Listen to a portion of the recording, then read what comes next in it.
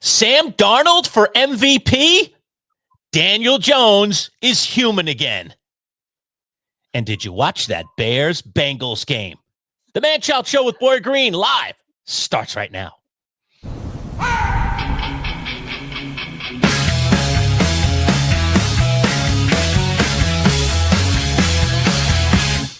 Let's go! It's time for the talk to you.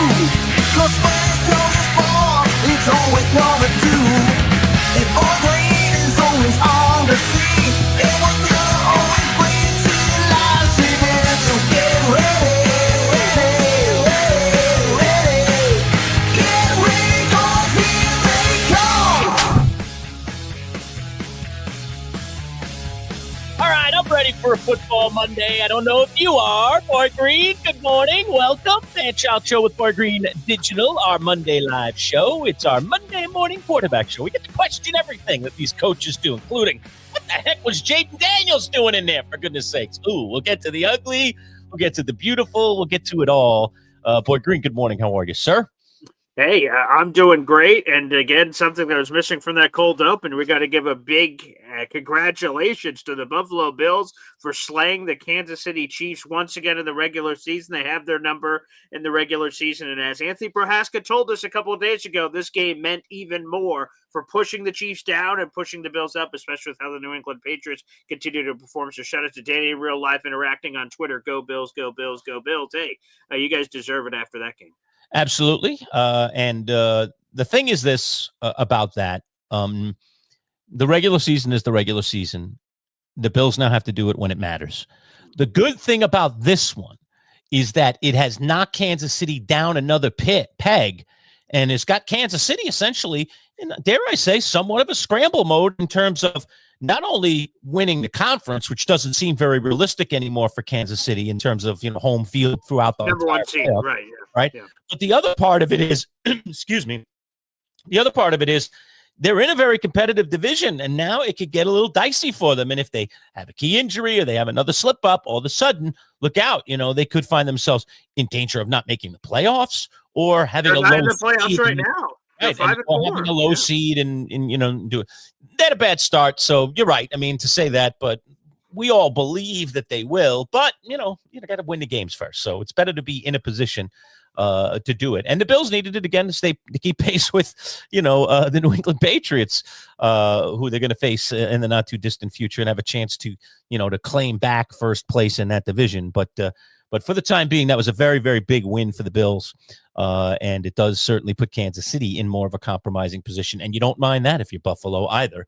But you want to beat them in the playoffs. That's where it really matters. So these regular season wins are great. Good for the fans, good for everything. But let's, playoffs are the playoffs, baby. That's when it all counts, right? But yeah, what a weekend of football. I must admit, I'm a little down in the mouth about fantasy. It doesn't look like unless my kicker has a 30-point night, which I would never put past Brandon Aubrey, but probably not going to happen. 20-point night, maybe 30-point night might be just asking a little bit too much. Man, how about I got a big zero burger out of Rome Odunze. What happened? They just weren't even throwing the ball at Rome. That game is a shootout, crazy shootout. You think Odunze'd have 2 touchdowns, 150 yards, and they're like, dude, just Odunze's over there. Look over there. It was like, what's going on? Caleb Williams, throw the ball to Rome. I mean, my goodness. I think he had 2 targets in the entire game, and that was it for 0 yards. Oh, my God. Awful. Well, Lerch, we talk about that all the time. If I would have told you things before the game, would you have taken them? If I told you the Bears scored 45-plus points, you're like, oh, baby. Rome Odunze, this, that, or the other. It just goes to show you the wildness that is included. Fantasy's crazy. It's so crazy. Bowers comes back and has that 40-point game. Like, where did that come from? And a lot of it comes in the overtime, too, to make it even worse.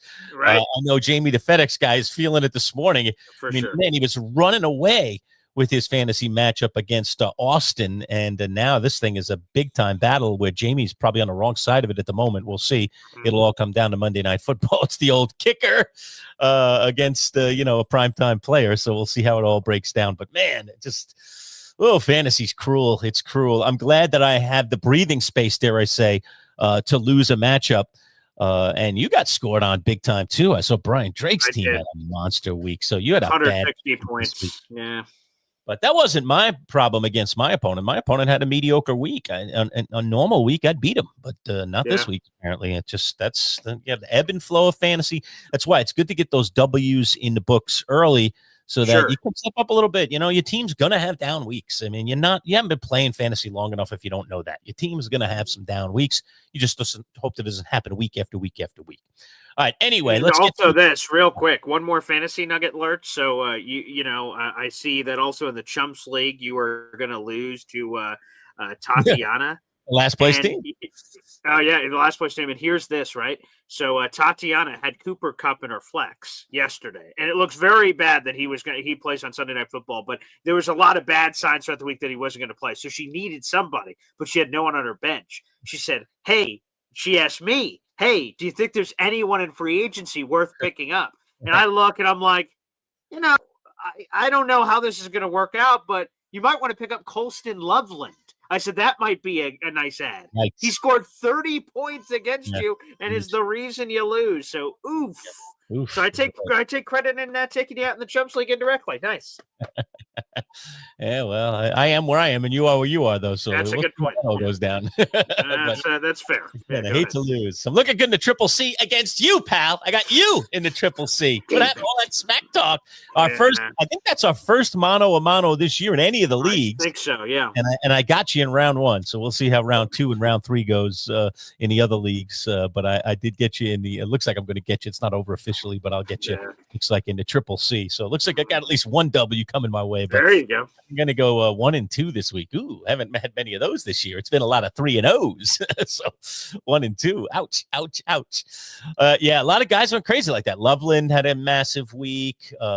Again, Rico Dowdle stepping up and having a pretty good finish to that game. They put him back in the starting spot there. There was some weird ones that I'm sure nipped people or got people or irritated people in the world of fantasy football. And you know what? I mean, I still could have salvaged this win if by some reason, I don't know why I would have done it. I picked them up for the bye week, but I picked up Caleb Williams, man. Caleb Williams had a 35-point week. I think Mahomes got me like 12 points at his worst week of the year against the Bills. I figured that thing might be a shootout and he'd have a good week. He usually plays pretty well against Buffalo. But that was not the case. So if I had just swapped my QBs, not that there was a strong, compelling reason to do that. Right, of course. Well, Caleb, couldn't you have saved it for next week? I could use the 35 next week. You'll probably get. Although the Bengals defense is so bad, I guess it would have been against Buffalo. Yeah, it's tempting to do it. Yep. Yeah. But yeah, c'est la vie. Look, you make the decisions you make, and you got to live with them in fantasy. 100%. And it sucks when you make bad ones. But you got to live with the decisions you make. And hopefully when you're making those decisions, you're making them for a reason, Right, well-informed, right. Yeah. So, yeah, there you go. Oh, this is perfect. I love this. I love this. This is great. So, great way to put it up there. Hep says, Justin Fields, 0 sacks, 0 interceptions this week. He looked awesome, yeah. The little things, Hep, sometimes it's the little things that get you started. So good for you. That's true. But man, of course, the Jets had a bye week this week, which is why you had both of those statistics. So very good. All right. Well, welcome aboard on a Monday, everybody. It is our Monday morning quarterbacking show where we get to break down all the games, and of course, we've still got Monday Night Football in front of us as well. I mentioned there in the headline, Sam Darnold for MVP. Boy, Green, that may not be such a far-fetched thought these days. That man is possessed. That man is on target. That man is putting up MVP-type numbers. There's no doubt about it in my mind. No, I mean, he looks awesome, and I'm happy for Sammy. I wanted the Jets to sign him in the offseason. I just didn't think it was realistic because why would he come back here? He has so many options. But to have 4 touchdowns and to be cooking like that, and he started the game and it went into the second half he tied Warren Moon. When you're tying Warren Moon, Pro Football Hall of Famer, good things are happening for you. Yeah. Most consecutive completions to start a game without throwing an incompletion. I mean, he was amazing. He was on it. And I told you, Lerch, I texted this to you. I don't think I've said this publicly anywhere. And I know I'm just painting a little fantasy, but then curving back into reality, that you might have won the league with your trade of Jackson Smith and Jigba. He just has it this year. He's on pace to be the first 2,000-yard NFL receiver in history. Of course, we're only halfway through the year, and just because you're on pace for something doesn't mean it'll happen. But his connection with Sam Darnold is unbelievable. Yeah. Jackson And Jigba looks great. And the fact of the matter is they're not even firing on all cylinders yet, which should be a scary message to the rest of the NFL. Their running game was non-existent yesterday. It didn't matter. They're passing the football all over the place. If Kenneth Walker gets his thing going, if Zach Charbonnet gets his thing going, pairing with the passing game and how well the defense is playing against Jane Daniels, whoo-wee. I mean, Seattle is off to the moon and stars. So I'm so happy for Sam. He's in the MVP. Another shout, Matt Stafford should be in the MVP race. He leads the league in passing touchdowns this year, and there's so much concern about his back heading into the year. I didn't know if he was going to play this year, let alone the way he is playing. So that's spectacular. So a massive shout out to Matthew Stafford as well. But Sammy, baby, I love seeing him on top of the NFC West. Terrific. Yeah, I agree, and I'm kicking myself for not taking Seattle in that game in the picks. After I made that pick, I was like, I should have taken Seattle. Why did I go the other way on that? I really like the way Seattle's playing this year.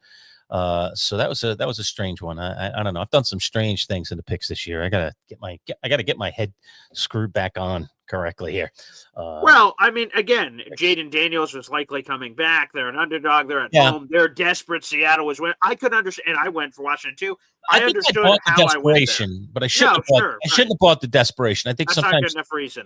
You got to be careful not to play the trends too much when you're doing your picks week in and week out. I'm always try to be cognizant of that. That's why I felt really good about Carolina. That big point spread. Green Bay just hasn't shown me enough. I just don't see Green Bay as this great team. And so you want to give me 13 points? I'll gladly take a team like Carolina that can play some defense, that was getting Bryce Young back in the lineup. That was one of my favorite picks of the week, and it just stood out to me that Green Bay was just ripe. Now, I didn't expect them to win the game, but Green Bay was just ripe to be in a battle, to be in a they stink to the end. Stink. We overreacted week one. They trounced the Detroit Lions. We're like, here the Packers have arrived, and then the sex appeal, the Micah Parsons deal, they're fugazi. We're going to play this later, Lerch. I'm going to give you some contender, but here's a spoiler alert: a big fat pretender. The Packers suck. Absolutely, I don't disagree with you. I don't disagree with you at all. So we definitely could mark that down on our whiteboard, so to speak. We did see a 68-yard field goal, the longest ever in the history of the NFL this weekend. Cam Little, who booted one from 70 in the preseason, so I guess it isn't so surprising to see one go between the uprights from 68 yards. We've already spent some time over the last few weeks talking about kickers and talking about what's going on. I mean, a lot of things in sports I will kind of check the box on, okay, it's just evolution. It's just diet. It's just the human species getting stronger, faster, bigger, because that's a form of evolution or something. But this kicker thing and how we've gone from it was a big deal to kick anything beyond 50 yards to like, posh, you better be making them between 50 and 55. And heck, you better be making more than half of them between 55 and 60. Now we're like 68. Boot it through, Cam Little. My Lord. I mean, I don't know. To me, I think it's the ball. I think something's going on there, but it is what it is. I mean, it's insane how you don't even have to get across midfield now to win a game. Okay, in the final seconds, because if you got a guy who can kick at 68, you don't even have to get to the other side of midfield, and you can win that game. That's crazy. To me, I think it is part of the ball. They talked about that. If you guys want to do research, there's a whole lot of information on the rules about the K ball, which stands for the kicker ball, and the new rules and what you're allowed to do with it and stuff of that nature. You guys can go look that up from the changes this offseason. But I think that's a contributing factor. And also you need the right situation, because if you don't want to, in the middle of the first quarter or second quarter or something, kick or attempt to kick a 70-yard field goal, which, by the way, could happen. We saw it from Cam Little in the preseason, as you mentioned, and Aubrey has been close a few times to attempting it, but then something changed with the game. If you miss the field goal, the other team's going to be like inside your 35-yard line. If you miss, they get turnover of possession and they get it on the other side. So it has to be for us to see the first ever 70-plus yarder in a regular season game or playoffs or wherever it's going to be. It has to be the right situation. End of half, end of game, where you have no choice. And your punishment on the other end isn't going to cripple you. It's all or nothing. You're either going to make it or you're not going to make it. So I think that's part of it too. But that is crazy. I took a call on Boy Green Daily earlier this morning. We were talking about our expectations for kickers from a fan perspective of what we thought was sort of 50-50. If you miss it, it's hard to blame the kicker versus our much higher standard now that we have for kickers. A 50-something yarder, I'm like, yeah, you better make it, buddy. That's why you're a kicker. And if you don't, get off the team. We'll find someone else who can do it. So, yeah, we live in a different ethos now. Yeah, Bad Show was just asking, where did he go to school? He went to Arkansas, and I just jumped into his bio for Arkansas, his college career. So he is their most accurate kicker in their program's history. He made 82.8% of his field goals, 53 of 64. He only played 3 years there. So he left after his junior year. He was that good, I guess. He didn't miss any extra points. He was 129 for 129 over his 3 years. And I'm trying to see lengthwise. He made 7 field goals of over 50 yards in his college career, but that's it. And his longest looks like it was 56. I think 56. I could double check on college yards. Yeah. So anyway, that's not 68. I mean, this guy's a colossus now. I mean, that's crazy. So here you go, Bad Shot. This is for you. Cheers. As a Arkansas guy, I know why you were asking where he went to school. You want to get some Arkansas love here on this show. Knew. Yes, stock up. So there you go. Beautiful. Yeah, I mean, crazy. Shout out to the Jaguars. They bounced back in a crazy overtime game where we test out the new regulation rules. Again, both teams get a chance, and went all the way down to the nitty-gritty, and the Raiders are like, screw this. We're not going to go for a tie. We're going to try to win this thing right now, and I respect it. It fell null and void. It was an incomplete pass, so Jaguars escape and Raiders lose. But, crazy game. Yeah, I like the gutsy go for the 2, though. I mean, again, we were talking about that Dick McPherson thing, and we lived and breathed it here in Syracuse in 1987, right at the Carrier Dome. So I like the gutsy. I like the gutsy calls like that. I like the coaches that go for the win rather than go for the tie. And that's what they did. It ended up costing them on the wrong side. But if they go the other way, then they're a genius and everybody loves them. And it's gutsy. So it's gutsy either way. We shouldn't label it not gutsy just because it didn't. No. Yeah, right. It's still gutsy, right? Yeah. So that was a thing. To go from the high highs to the low lows, what the heck happened to Daniel Jones this week? Indiana Jones finally falls apart. Maybe he wasn't wearing his magic hat.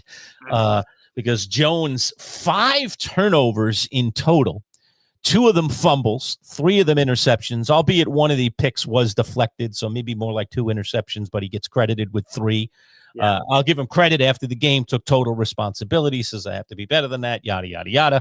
But finally, the Colts show they're a bit human, and let's hope that this isn't a regression for Jones. Just hope it's a bad game. We can all have a bad game, but that looked a little more like the Daniel Jones that I saw when he was wearing the blue and white of the New York Football Giants. So, can he get right back on track? He needs to have a quick bounce back here, or look out. The doubts might start creeping in there, not only in his own mind, but from his mind, from the minds of his teammates and his coaching staff. So look out. Daniel Jones had his first slip up, dare I say, of 2025. Yeah, I saw a joke on Instagram.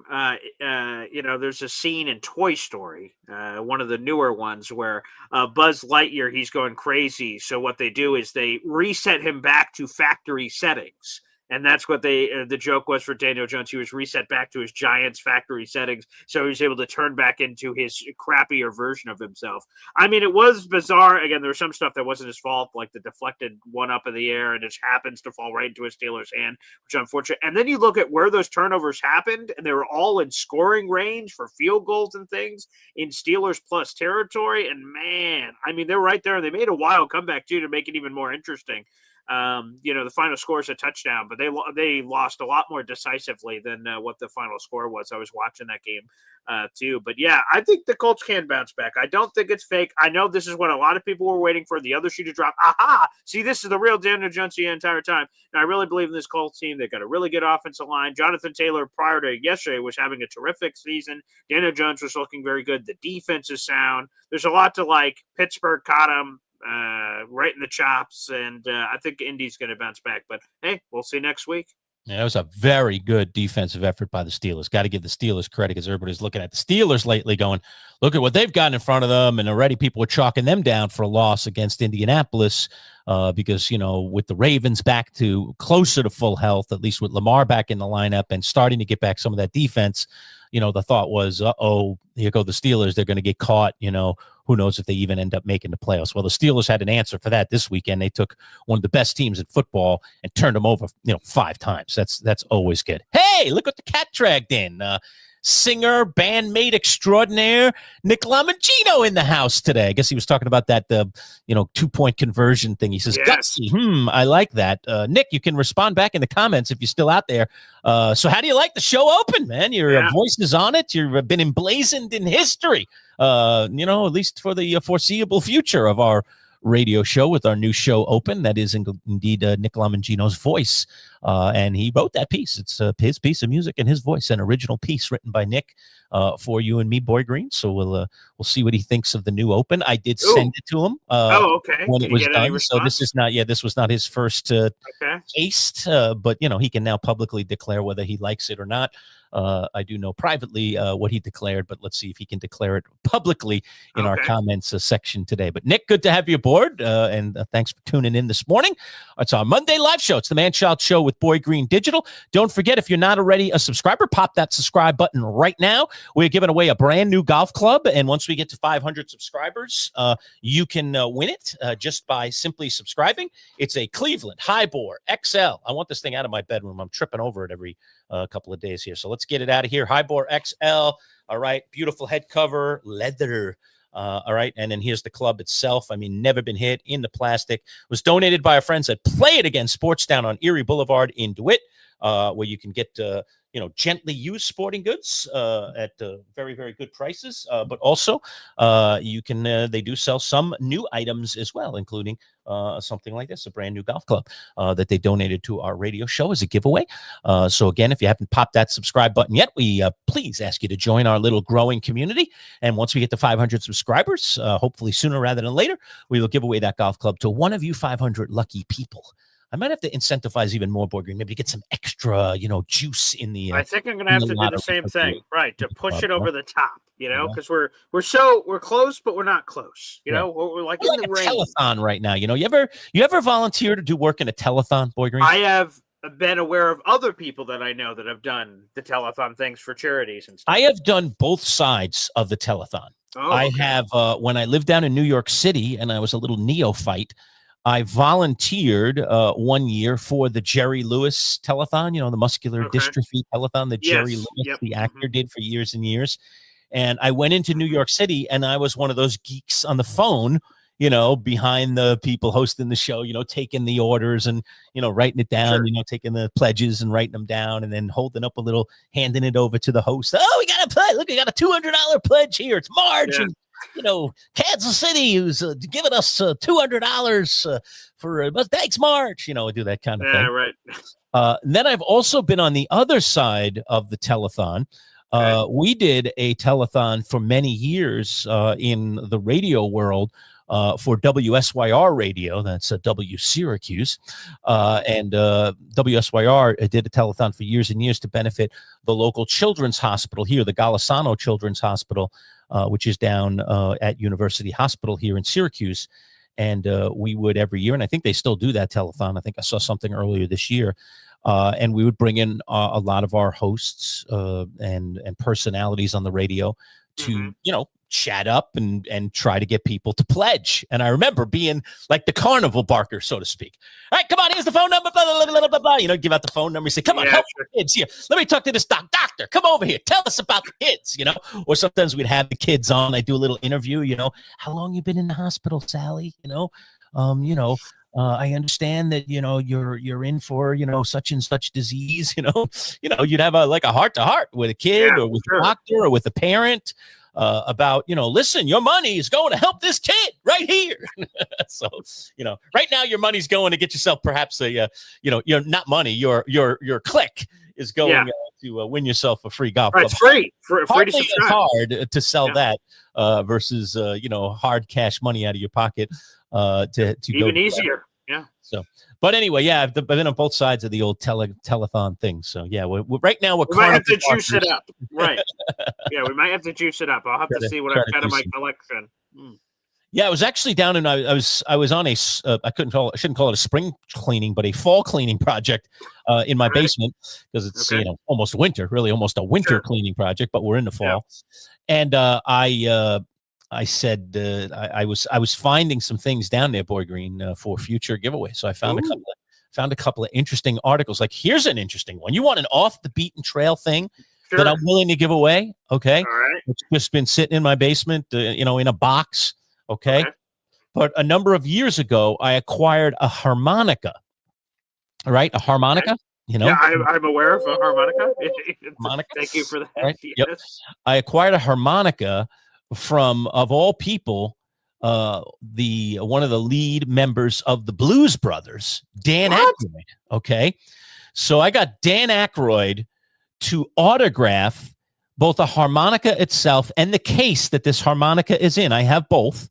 Wow. And I have authentication. I have the picture of Aykroyd autographing it. I took a picture that day and then printed it out. So I have the picture of him to authenticate that is indeed Dan Aykroyd of the Blues Brothers, the actor, autographing this harmonica. So we'll give away that harmonica. Wow, that's awesome. At some point. It's pretty cool. An autographed Dan Aykroyd, I love Dan Blues Aykroyd. Brothers harmonica. How about that? Weird stuff. I mean, that's really cool. Acquired over the years. So okay, wow, that's awesome. Because he's in my favorite movie of all time, Tommy Boy.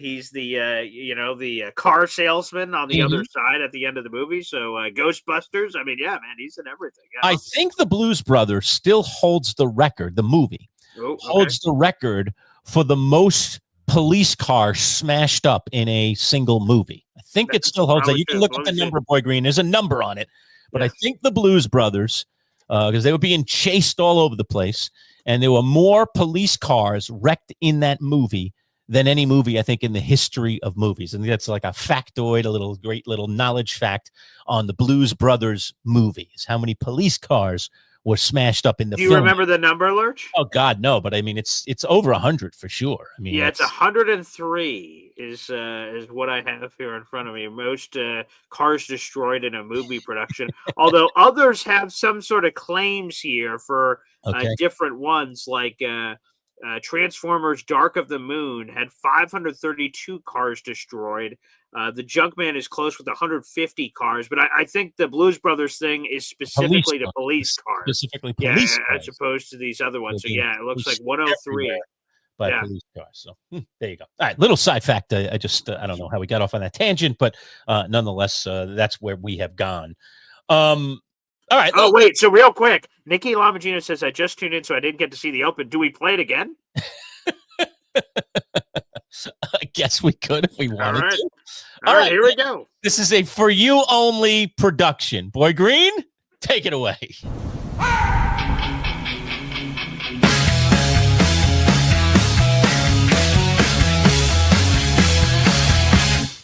Let's go! It's time for the talk to you. Cause when it's all we're gonna do. If Boy Green is always on the scene, it was gonna always bring to life. So get ready. Get ready, cause here they come. And there is a cameo there, if you pay attention, a little drop, so to speak, a little cameo appearance by Nick Lamagino in that series of photos towards the end of that video. So next time you're watching it, maybe by tomorrow's show, see if you can spot Nick. It is both Nick and myself. We played in a Northern Lights was the name of our band, and we played at a gig at a place called the North Stage Theater in Glen Cove, Long Island. Yeah. And we wore all of the members of the band. We always, interestingly, kind of coordinated wardrobes and things of the nature. Sometimes we went out literally shopping together to buy stuff. Oh, So that we could have the same cool shoes or different colors and the same theme or something. But because it was such a big gig, so to speak, you say in the music business, a big gig. sure. All right. Because it was such a big gig, we decided to kind of go, dare I say, uniform-esque, meaning that we all decided we were going to wear the same thing, but different colors. And so back in the days, these one-piece jumpsuits were in order. And so they were like zip-up jumpsuits. You had to like step into them. Okay. And we all had different colors. And my jumpsuit is white. And I think Nick either had blue or I think he was blue. I'm pretty sure Nick had blue. I think our lead singer, Ronnie Perez, one of our other lead singers, she had purple. And I don't remember what our guitar player, Al Perez, had that day, what color he was. And our drummer, Jose, I don't remember what color he was either. But we all had a different color jumpsuit, same jumpsuit. It had lots of zippers on it because, zippers and parachute pants were in back then. So. Okay. Let me see. I just found this image. You tell me if this is anything like the jumpsuits you guys had here. No, they weren't shiny like that. It was ours were made of a cloth material. Okay. More like something you'd wear, like I hate to say, but more like something you'd see like a mechanic wear without all the patches and the mechanic stuff. It's a little more like that look to it. Okay. All right. Nice. But with some extra zippers, because zippers were back then in those band days. So. Yeah. Anyway. All right. Yes. So, yes. All right. Yeah. Nick confirmed he was blue. He confirmed that Al Perez, our guitar player, was red. Okay. So Nick, only one to remember now. And what was Jose Ramirez, our drummer? What was the color of his jumpsuit? Because I have no recollection. I'm going to guess black.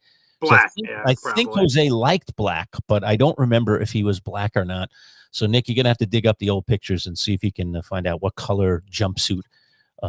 My guess would be black, because I think I've heard Nikki say that before, but I'm not sure. Oh yeah, Nick, because I'm not grandfathered in. That's a good point. Right. Yeah, you're not grandfathered in part of that Nicky club. thing. You're only allowed to call him Nick. I've told you that before. So watch your step there. Watch your step there. Of course. Yeah. All right. Anyway, so fun times, and glad you liked it. Nick says he likes it. He did like the You said I'll go with black. His answer, as if this is Jeopardy and he's putting that through. Yeah. All right. A couple other things I want to get in on the mention today, Boy Green. One is a little quick local mention because it's really been brewing for several weeks, and that's Aronde Gadsden Jr. Continues to be a factor in fantasy football, continues to be a factor in real life football on the field for the LA Chargers. Yep. Aronde Gadsden Jr. is making a splash these days at the tight end position in the NFL. Pretty cool stuff. Yeah, I'm very happy for him. For anyone that's a fan of my show, Boy Green Daily, you heard me talk about for months because the Jets were seeking a tight end. Then Aronde Gadsden, keep an eye out for him. Aronde Gadsden, he's my guy. I'd love to see him get his shot and make some noise and see if he could do something. And I couldn't be happier for his success. I was surprised how far he slipped. I believe he ended up in the 5th round for the Chargers. And think about all the wonderful tight ends we have in this class. Tyler Warren, Harold Fannin Jr. has been really good this year. Mason Taylor for the Jets, of course, is in that conversation. But Aronde Gadsden has just been putting it up, and the jersey's beautiful. I'm glad he got out there on the West Coast, too. His dad played in the league, so a legacy player. I mean, awesome success story. Unfortunately, Lerch, we've gone these large pockets of time between being proud Syracuse alum that were at the school and are dominating or doing wonderful things, right? We go back to guys like Chandler Jones, Arthur Jones, God rest his soul, Chandler, Arthur, Justin Pugh, who is in the league for a long time as a former first-round pick. Like, it's just been a while since we've had those kind of guys making noise. So it's very refreshing, quite frankly, to see Aronde Gadsden making noise. And with Justin Herbert out there, he's going to be peppered with targets. I don't think it's just a flash in the pan. I think Aronde is going to be making plays for a long time. So super happy for him and his success. Yeah, he was a terrific player, and he could have left Syracuse a year earlier. For those of you that haven't followed his journey, obviously, because we live here in Central New York and we cover the Syracuse football and basketball teams, we're very familiar with Aronde, and he was being predicted as maybe even a 2nd round pick kind of talent and stayed an extra year. Had some injuries that year in college, didn't really have the kind of year that he was hoping for, but still respected enough at least to get drafted in the NFL. And man, he is looking like a value pick right now for the LA Chargers. So good for him. He's a good guy too. And like Boy Green said, his father, you might remember him. He was a receiver for the Miami Dolphins. So it's cool, kind of a cool backstory. I'm sure like a lot of these kids, he was like, the ball boy, just, going with dad for practice, going to dad for, training camp, showing up. You always see a lot of the wives and the kids hanging around and they play a little catch afterwards or something. So I'm sure he was one of those kids, and now he gets to achieve that dream himself. And, it's every father's dream for any of us that have had kids, for our children to ascend even higher than we've ascended in life. And so I'm sure that Arande Gadsden Sr., has those kind of hopes for his son, that his son will outdo what he even accomplished in the NFL. And he's off to a very, very good start. By the way, I want to mention today's broadcast is brought to you by our friends at Bayberry Automotive, the integrity and everything, guys. And a very special day today for Bayberry Automotive. We've been talking about it for several months, but the day has come. Their second location is now open just a couple of miles from where their current location is, across from Bayberry Plaza in Liverpool. They have another Liverpool location, but they can use it because so many people were packing it into Bayberry on Route 57. So now their new second address, not new address, I shouldn't say new place, their second location is at 7459 Morgan Road. They opened for business today. You see it right there on our screen. That is their phone number. So if you're looking to get your car inspected, I just got my snow tires put on, Boy Green, so I'm way out of the game. When that snow comes here in central New York, I will be ready to roll, as they say. But there's the number right there on the screen and their website. Book an appointment today. You want to set things like, these tire jobs and the oil change I had to do this week, or tune up or something. Do that stuff a week or two in advance for sure, so that you can get your appointment and get in at your convenience. If you have emergency items, sometimes you can, like a lot of places, go in day of, and they'll try to take care of you as quickly as they can. If you got one of those crazy check engine light situations, they will check that out for free and assess it for you before you have to deal with any payments or anything on that. So go see our friends at Bayberry today. They are terrific, and you see their motto right there: integrity in everything. And they are very much live up to that motto. You won't regret if you end up going to our friends at Bayberry, for any of you that live here in the greater central New York area.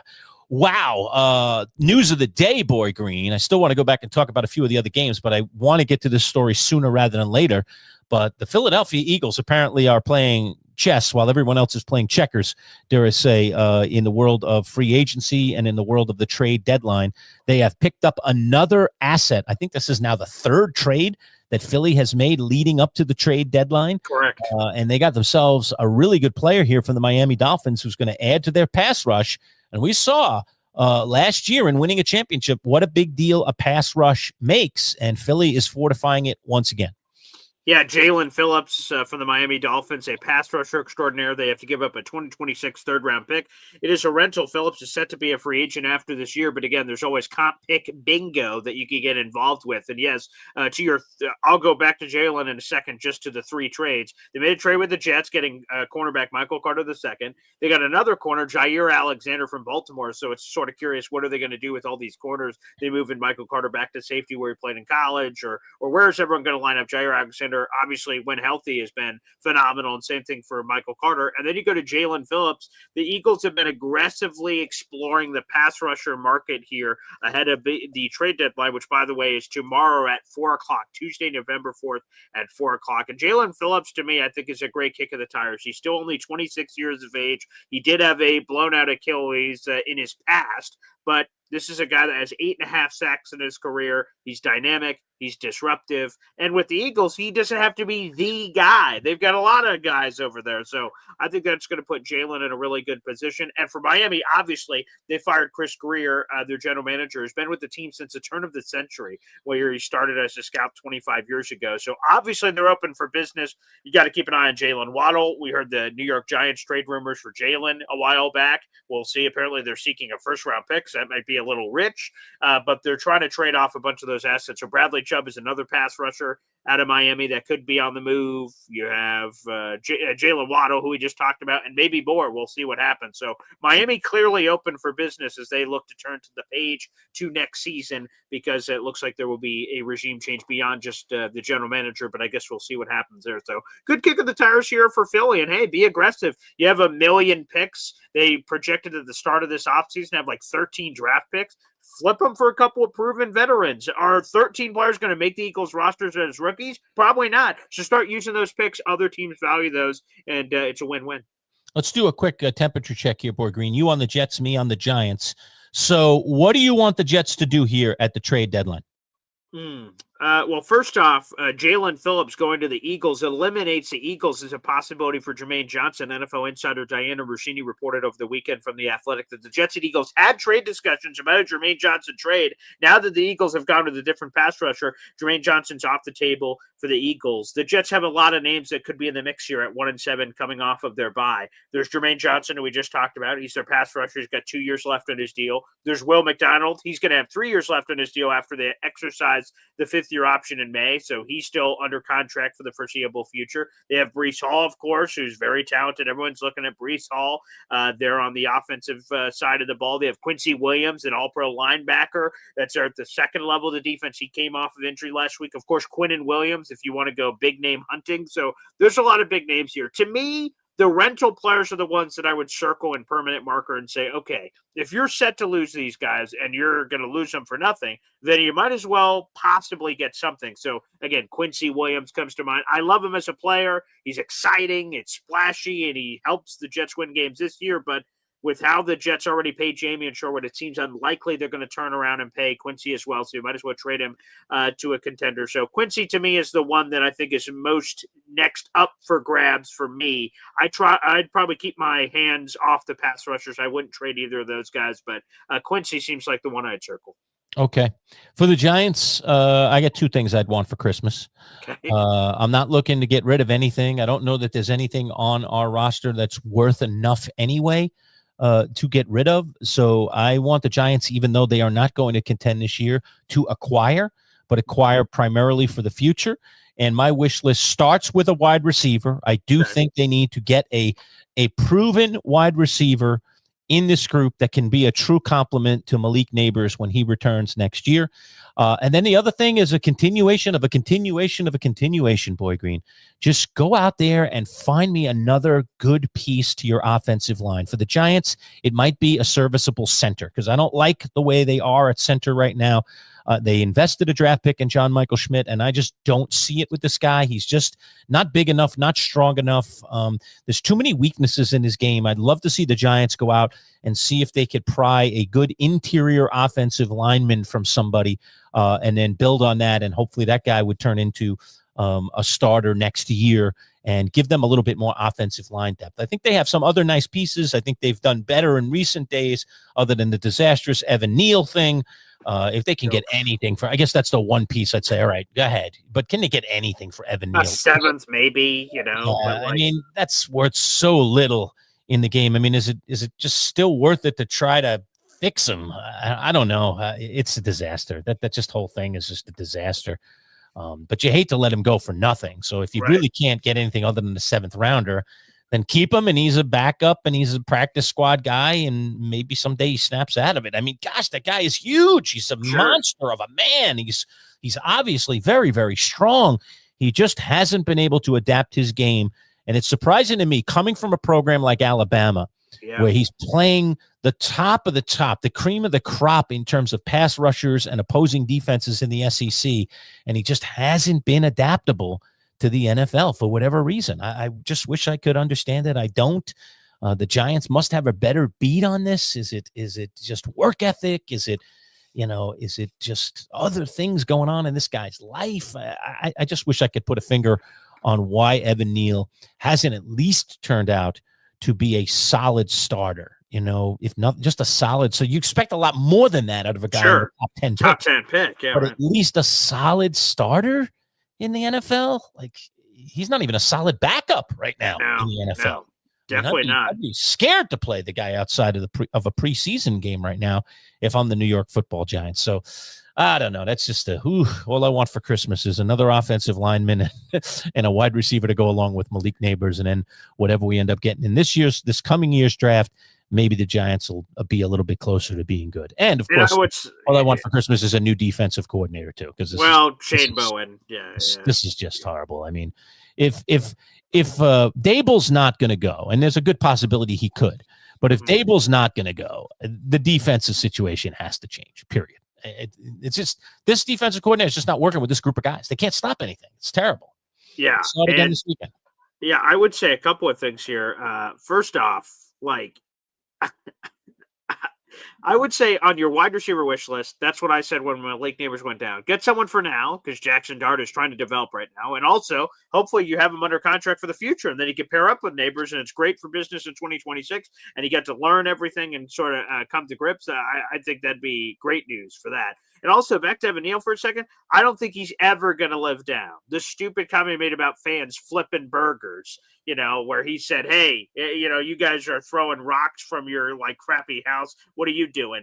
Whenever you go after the fans, Lerch, that's always a major loss. And that comment he made a couple of years ago after giving him criticism is something I don't think he's ever going to live down. So, Evan Neal's journey in the NFL, I don't think it's going to prosper with the New York Giants, so he's probably better seeking fresh waters, and we'll see what goes from there. But, Shane Bowen, it's disappointing, too, because the Giants have so much talent on defense. It's surprising. Dexter Lawrence playing the way he has been shocking. He was just called this offseason the number one defensive tackle in football, and he's been anything but this year, that's for sure. All right, look, I want to take a quick 30 seconds and tell people about our friends at Bayberry. Again, today is opening day for their new location at 7459 Morgan Road in Liverpool. Fantastic. I saw the new signage. I know they're still kind of getting everything, perfect over at the new shop, and we'll try to do a live broadcast from the new Bayberry location in the next couple of weeks. We'll see if we can arrange that. We'll do one of our live broadcasts from there. Boy Green, I don't know. I'm in the mood for interaction today. So I'll tell you what, we'll take a break here. And if you wouldn't mind, set it up. And dare I say, we'll take some video calls for the rest of today's show. All right. So set it up, Boy Green. We'll put it out there in the comments. And if you want to join us and talk a little, Monday morning quarterback with us about your favorite team, whatever's on your mind in the world of football, we will do it when we return. First, this word from our friends at Bayberry. Trust is everything when it comes to auto repairs. At Bayberry Automotive, they take trust seriously. Bayberry has a team of experienced and certified mechanics that are dedicated to providing exceptional customer service. And Bayberry stands behind its work with an exceptional 5-star rating from its many satisfied customers. Family run, integrity in everything. Bayberry Automotive, BayberryAutomotive.com. Located on Route 57 across from Bayberry Plaza, the premier choice for auto repair in Liverpool. Hey, a couple other quick things as we open the phone lines for people to join us in and to come on in and video call with us for the remainder of today's show. Just click on the little link. I see it there in the comments. Boy Green's already set it up.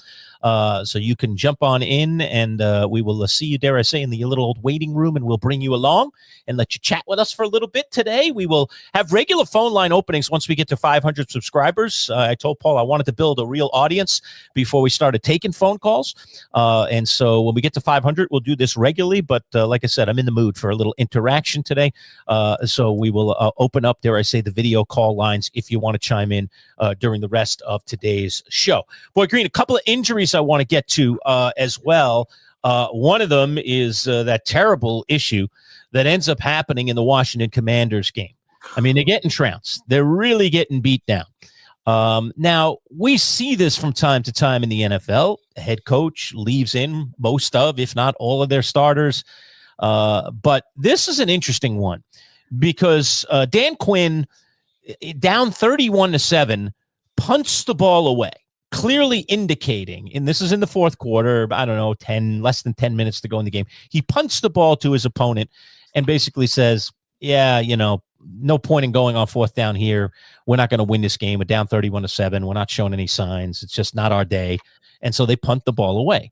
And then they acquire the ball back with 7-ish minutes to go in the game. Mm-hmm. And out comes the first team offense, including the so far oft injured starting quarterback, Jaden Daniels. Yeah. And then they get in a situation to make matters worse. Okay, all right, you don't love that if you're a fan because we've already kind of thrown up the white flag. But okay, my assumption at this point is, Ja'Cory, Krosky, Merritt, here's the ball, run it up the middle, do what you can do. We'll see what we can do. We'll only maybe throw the ball on third down when we have to kind of situation, and let's just do that. But no, they run an RPO.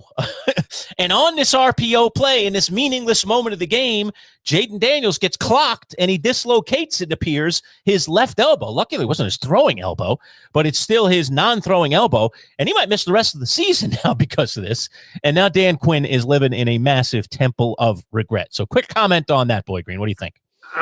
God, when he went down and he was just sort of went into the fetal position, I'm like, man, I didn't see anything with I was looking at his legs. Right. I'm like, I didn't see a calf pop. I didn't see a knee turn. I said, oh, that's weird. And I'm like, oh, let me see on the replay. Oh, dear God. I'm like, oh, that's what happened. Jesus Christ. Good Lord.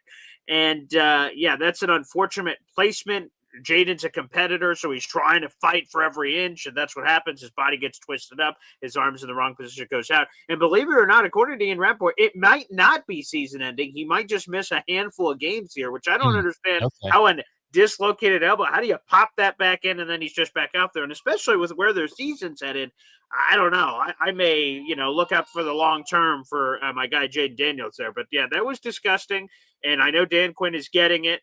Tony Dungy sort of defended Dan Quinn. Dan Quinn, thank you.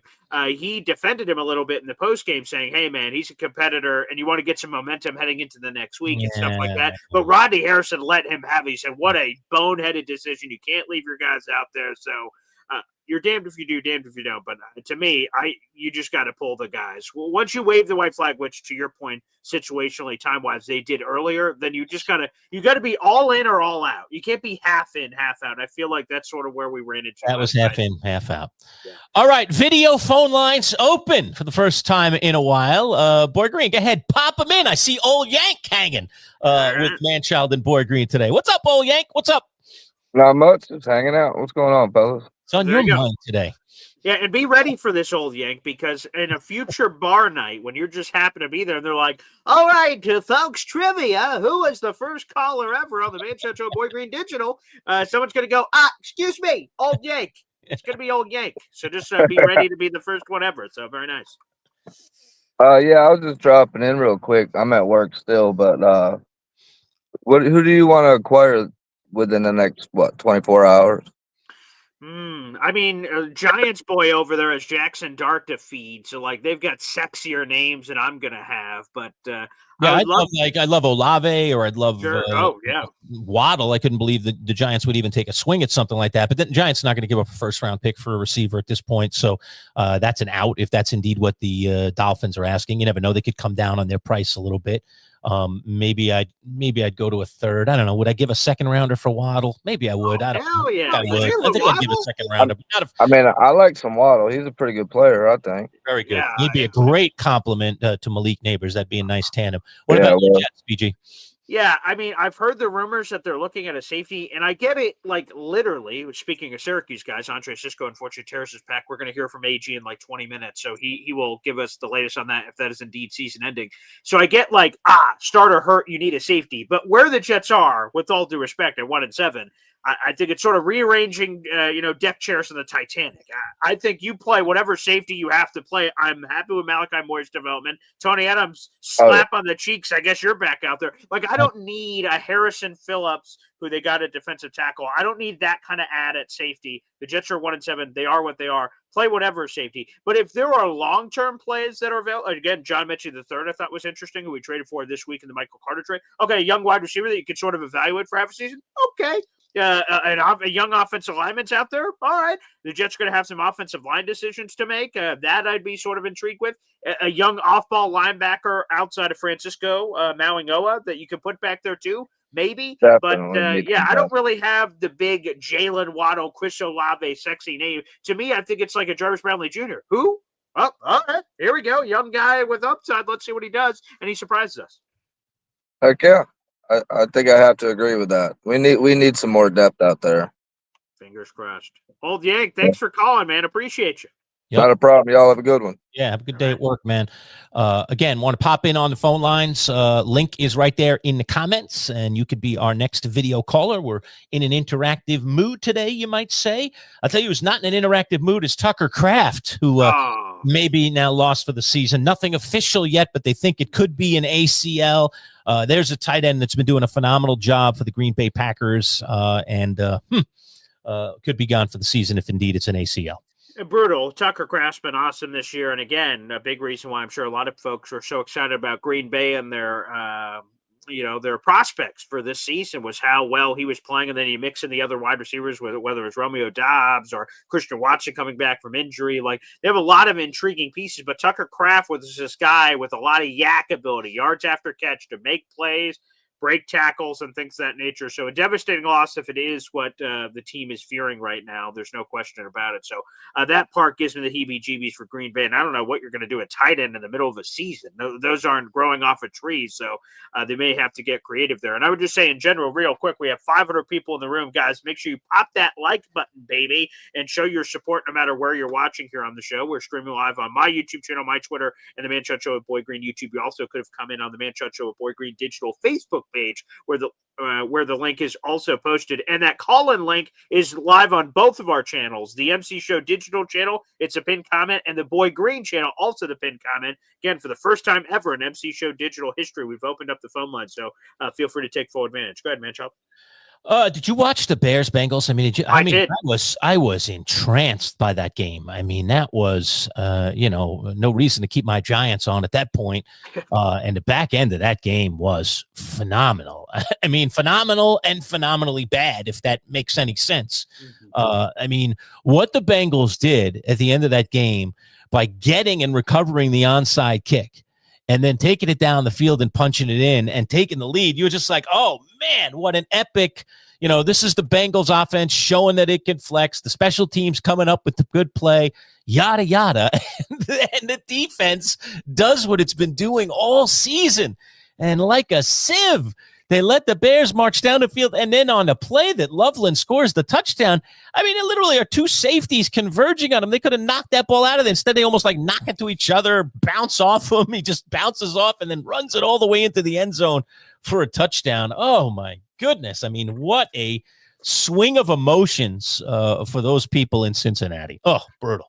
I mean, absolutely brutal. I did watch that game, and the one thing I just wanted to double check here on the play, and we'll see if I can get to it quickly, is I don't believe that the Bears had any timeouts left. So let me see, because I have their replay here in front of me here.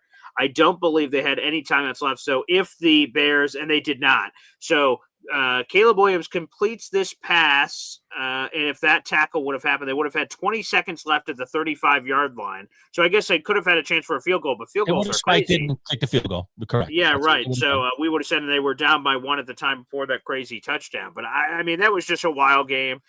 And I don't know, did you see Chase Brown's comments after the game, the Bengals running back? Yeah, dude. Oh, my Lanta. He let it threw the defense under the bus without naming the defense is what he did. Oh, yeah. But basically talking about complimentary football, and that was incentive laden. It was aggressive. I can't blame him because the Bengals offense have been putting up crazy numbers. Joe Flacco's been awesome as a relief pitcher here for the Cincinnati Bengals over the last month. He's looked spectacular. And Jamar Chase and T. Higgins had like a crazy touchdown catch in this game too, which was awesome.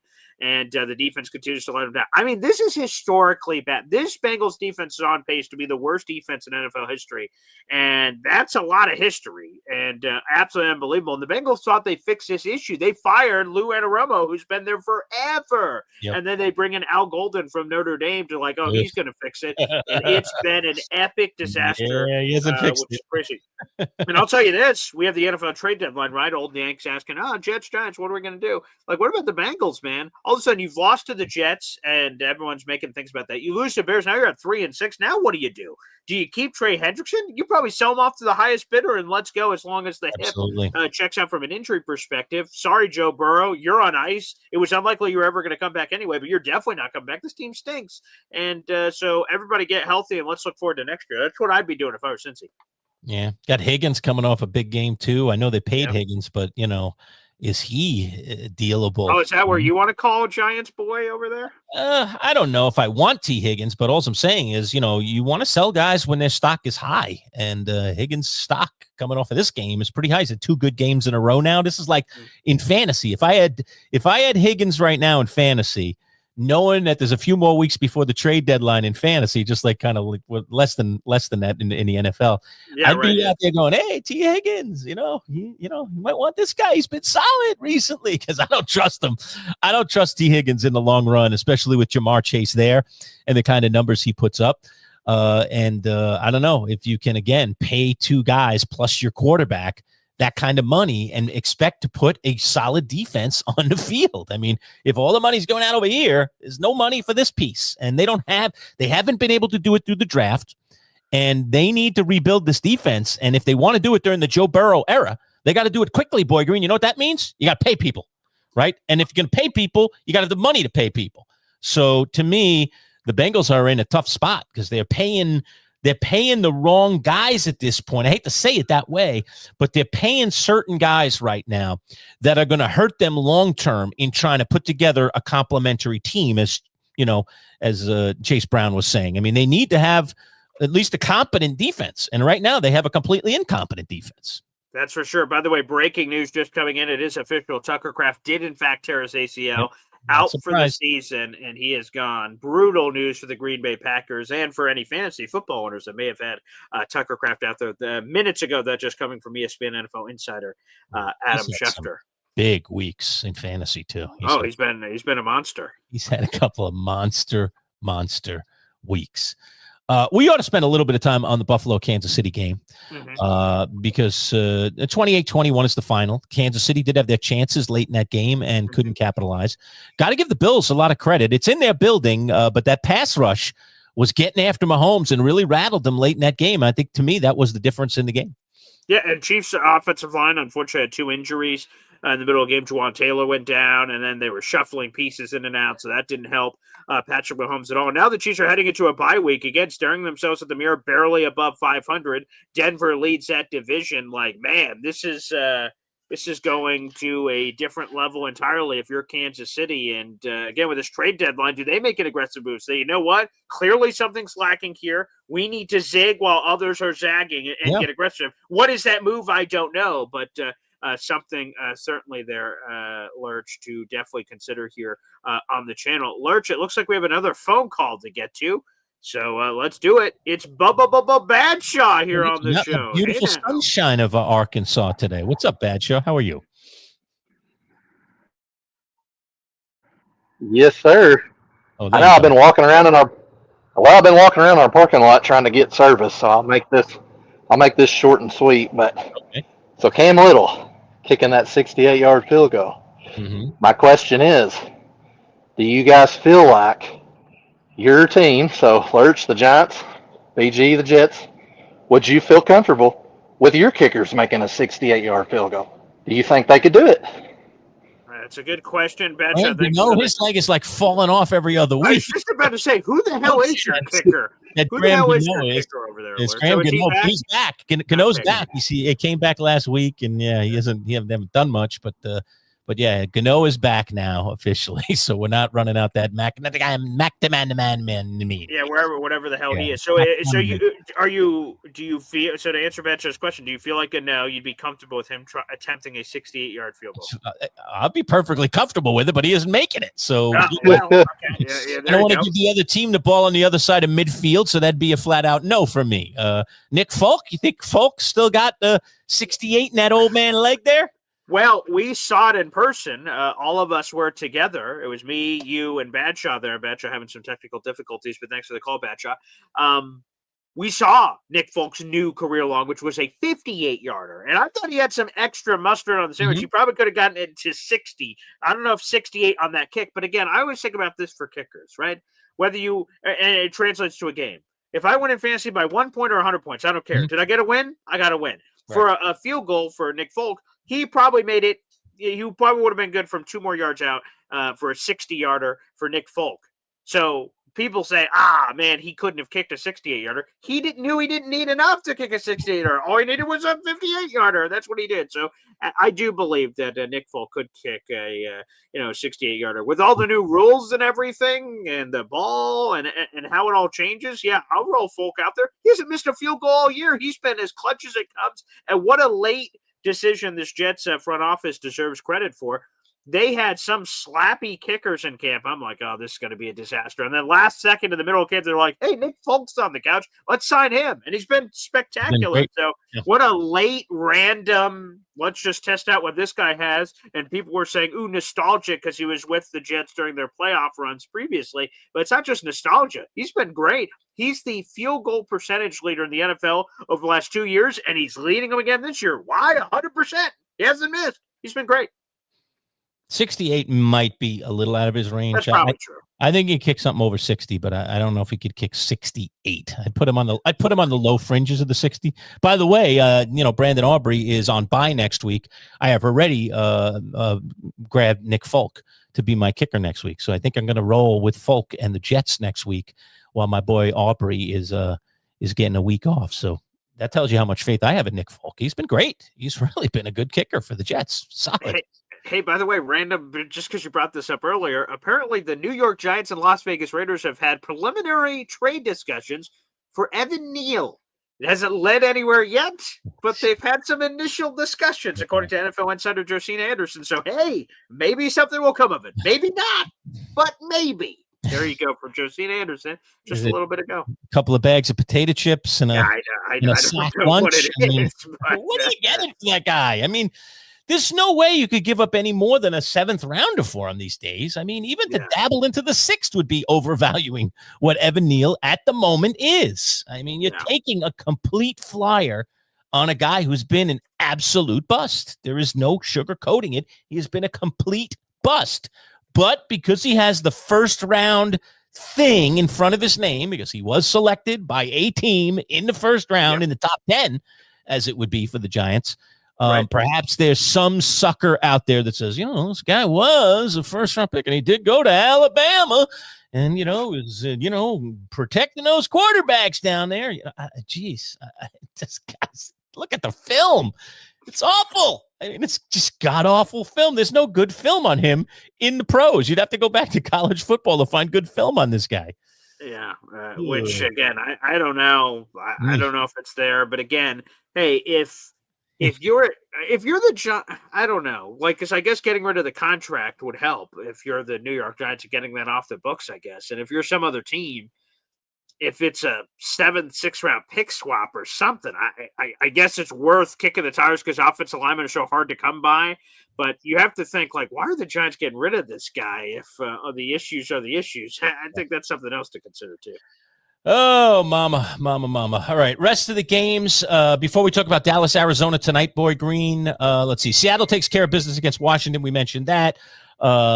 Rams ramrodding New Orleans. Not much of a game there. I was hoping the Saints would cover that thing. They did not. That thing got out of hand early. I was like, oh, no. This is not going to be the old backdoor cover. Tyler Shuck's debut, not so shuckalicious.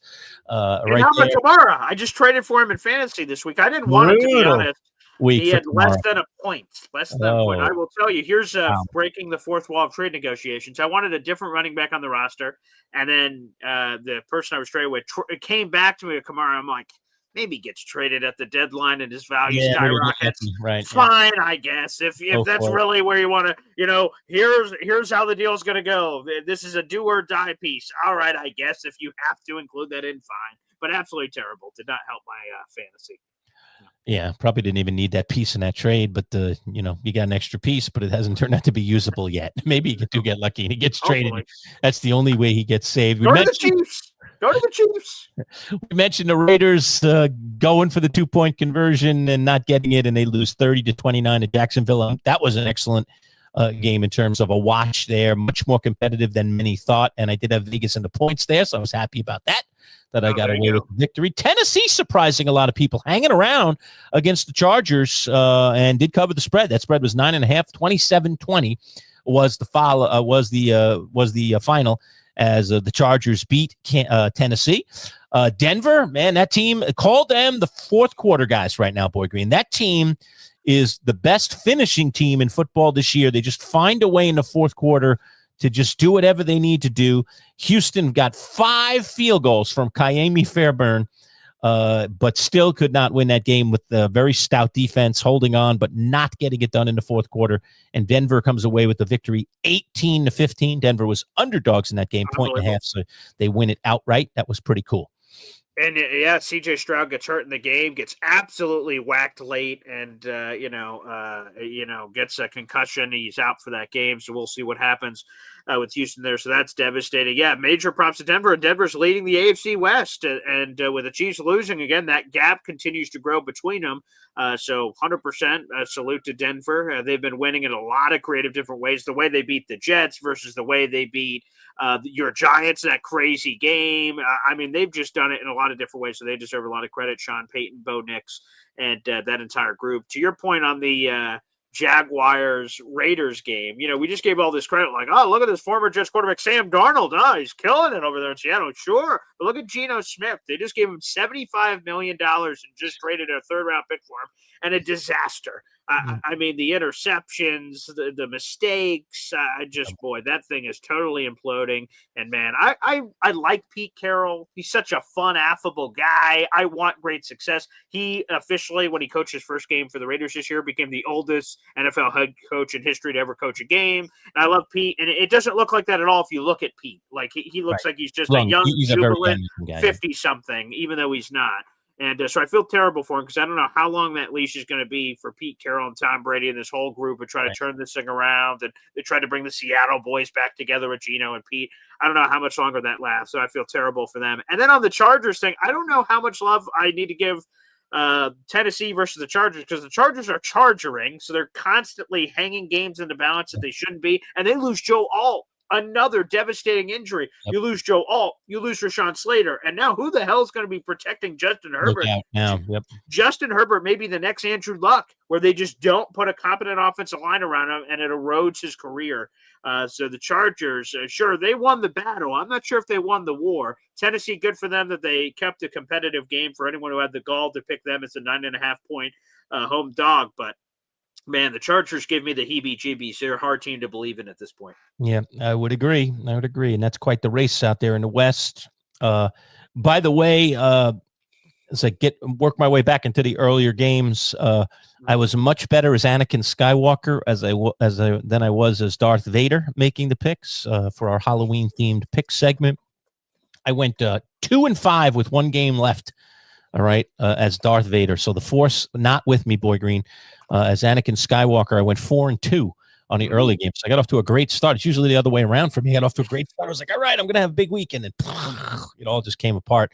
Yeah. So I should have used less of the Force, I think, picking those games, because I didn't. I'm not sure. I'll have to check with you to see how Batman did, because we had both Batman and Matt Lombardo participating in the picks. So was Batman better or was Lombardo better? Lombardo hasn't been too good throughout the year, so I got to hope anything would be better than the way Lombardo's picked. But the question is this: if Batman was better than Lombardo, does Batman start making the picks moving forward because of all the terribleness on Lombardo? I do hear you there. Minnesota with one of the shocks of the weekend. We had two of them, the Green Bay game, which we'll get to in a second, and Minnesota taking out Detroit, the return of J.J. McCarthy. And McCarthy actually looked pretty good in that game.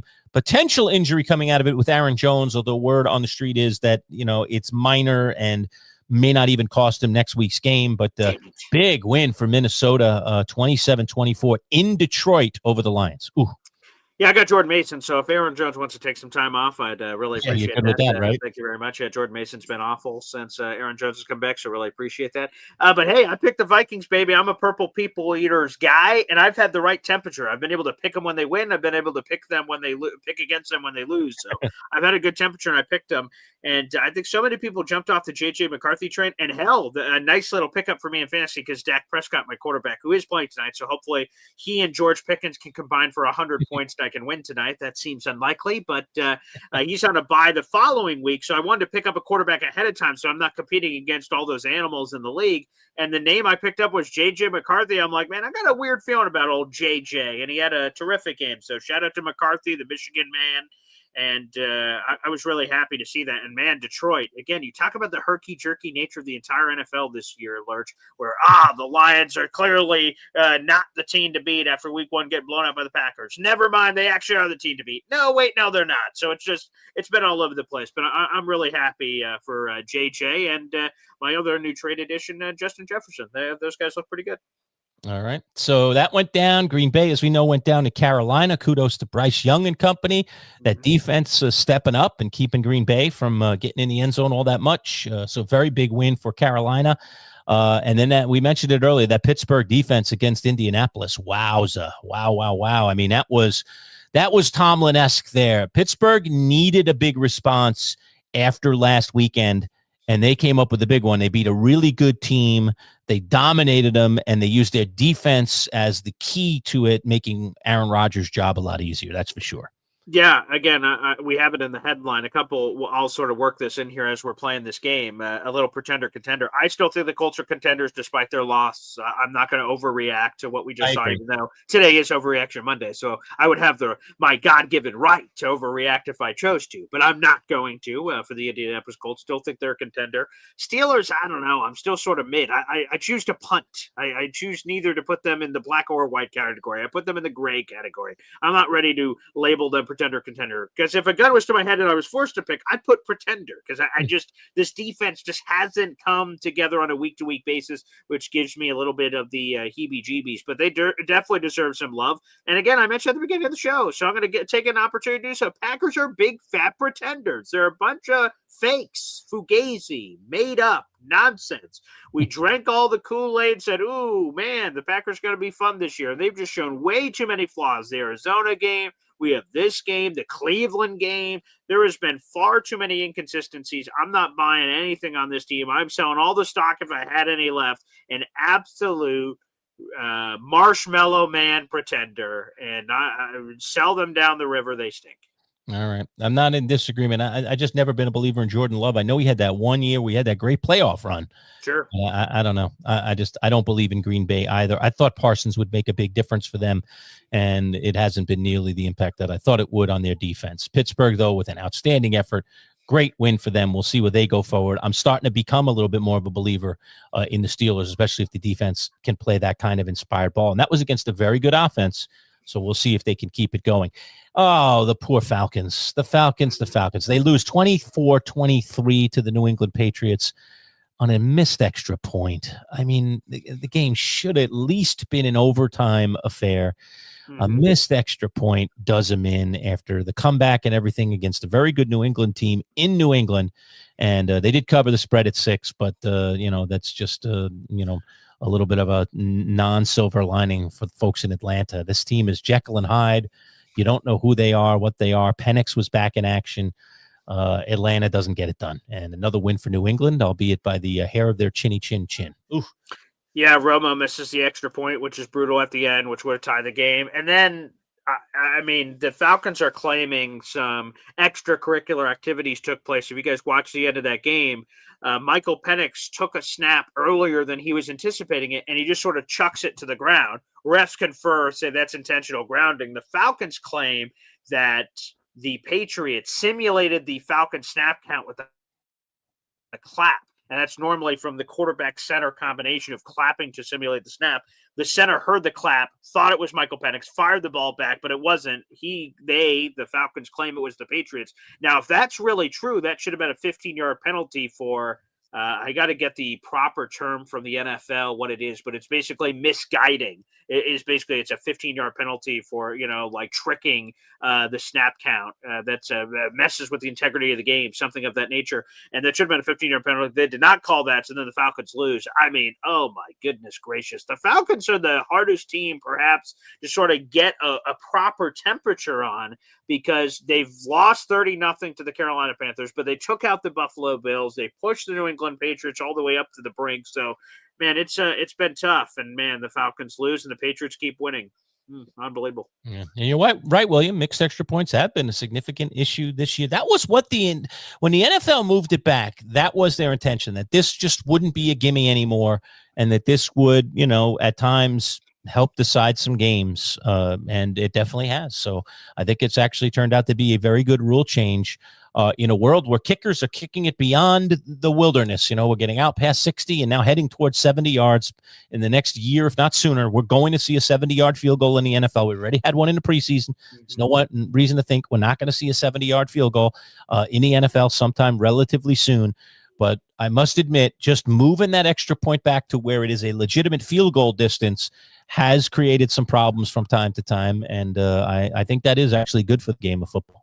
We talked about, I think, the analytics a couple of weeks ago. In the old days, it was a 99.7% conversion rate. So basically automatic, and people said, beer break, touchdown happened. Obviously, the extra point's going through. I don't have to sit through it. I could go do something.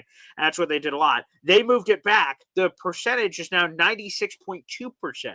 You'd say, what's 3%? Well, 3% is Romo missing the extra point for the Falcons. In some of these key scenarios where you think it's automatic and, the Falcons just tied the game up. No, they didn't. So that conversion rate, again, dropped 3 full plus percentage points, which obviously is affecting some of these games. So, hey, if these kickers are as good as they say, you can't fall asleep and think the kicks are automatic. You got to go through the process every single time, that integrity of going through that process. And obviously some kickers haven't. Unbelievable.